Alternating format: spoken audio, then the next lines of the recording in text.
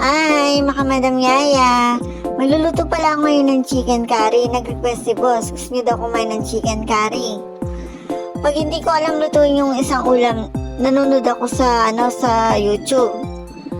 Tinitingnan ko kung paano lutuin sa kayang mga recipe niya, pag-aaralan ko.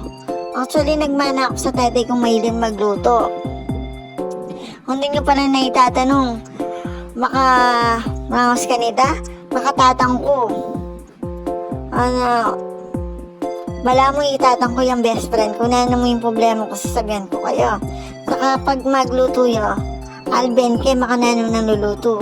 Lalo na pag Sunday, pagluto na kami. Itong buriming ulam ko na nga nanong buriming ulam, pagluto na kami kanita, bala mo pa naipiyas sa kaya kami. Ayan pala, ginigisa ko na pala dyan yung bawang sibuyas. Paka-brown ko siya dyan, alam niyo naman yung boss ko, ay yung boy pa yung bawang sibuyas. Yan, gigisa ko na rin yung manok dyan. Nakakamiss din pag yung tatay mo wala na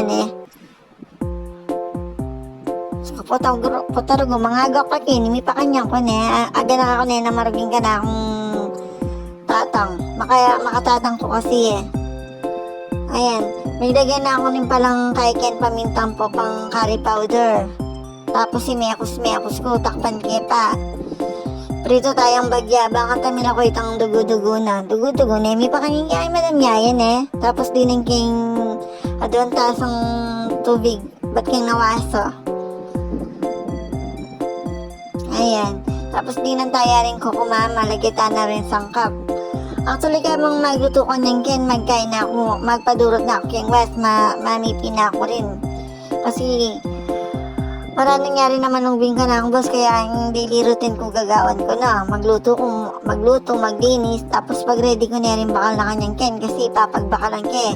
Nako, ikabre mayating ka na akong boss, puta mayayat yan, nuko sabihan naman ka na kapag magobran, may pakanyang yan Ayan, yakapan niya blend na ako, sasamahan ko na kanyang kaning ka na akong pinipi.